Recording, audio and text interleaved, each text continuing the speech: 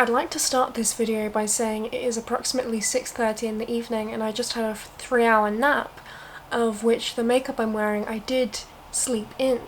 So it may be a little bit weird in this video, but we're living for it.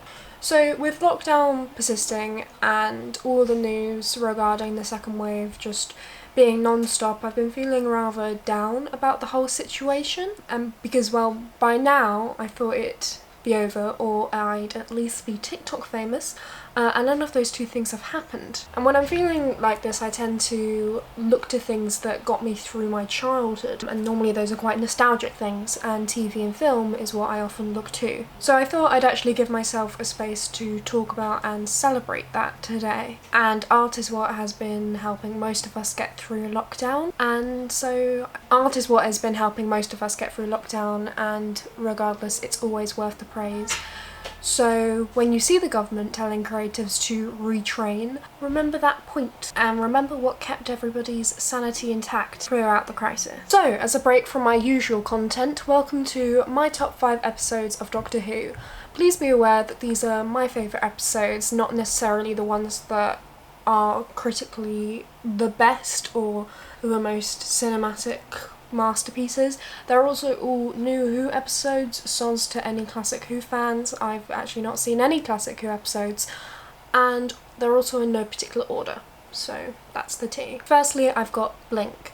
Blink is from series 3 of Doctor Who, with David Tennant playing the Doctor and Freema Aikman as Martha Jones. However, they play a very small role in this episode, as the main character in the episode is actually Sally Sparrow, played by Carey Mulligan. The episode is a first showcase of Stephen Moffat's Weeping Angels, where they're quite a mystery that leaves Sally all the puzzles to solve. After Sally's best friend goes missing in an abandoned house, Sally is curious to discover what danger she has gotten in. However, the Doctor has cleverly hidden clues in several DVD files, all the DVDs Sally happens to have in her home. It's a true time travel mystery puzzle episode, which is a wonderful slice of life to watch. Next is The Unicorn and the Wasp, which is from series 4, again with David Tennant as the Doctor and Catherine Tate playing Donna Noble. It's a period piece set in the 20s, which follows the Doctor and Donna at a weekend dinner party event with Agatha Christie. However, the party is interrupted by the mysterious death of one of the guests,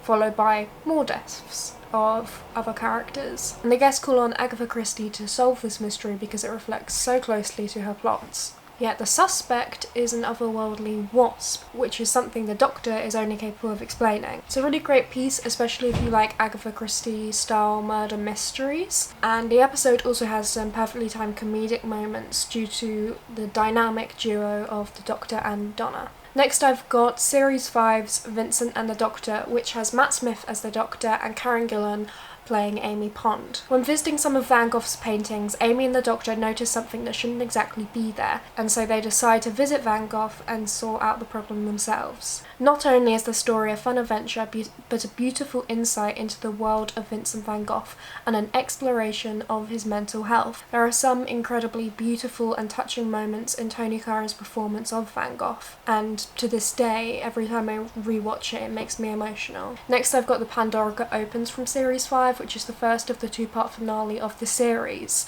The episode begins with various throwbacks to previous episodes, following the route a message takes through time to get to the Doctor, eventually ending up with River Song and Romance. The episode establishes the conspiracy against the Doctor and ends on a note of hopelessness that makes you want to watch the next episode instantly. The episode itself, however, includes inspiring speeches from the Doctor, heroic moments from Rory, and incredibly touching performances from Karen Gillan as Amy. It's one of those episodes that makes you feel hopeful, and it kind of makes you feel young again, like the show is hope and the show stands up for something in this universe, which in this time I think is what we all need.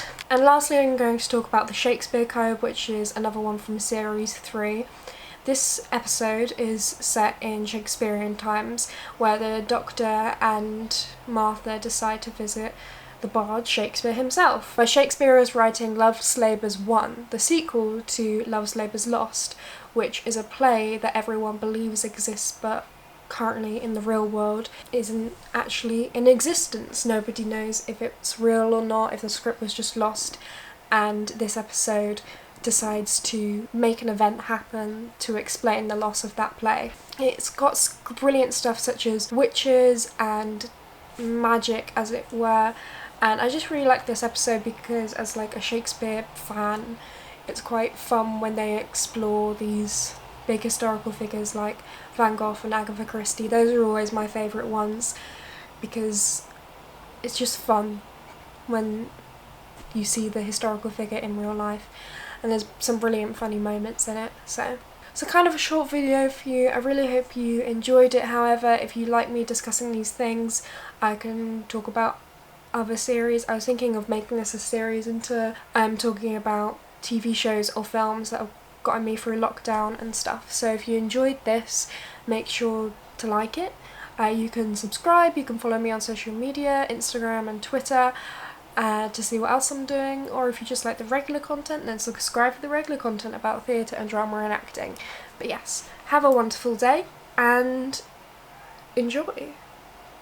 Bye.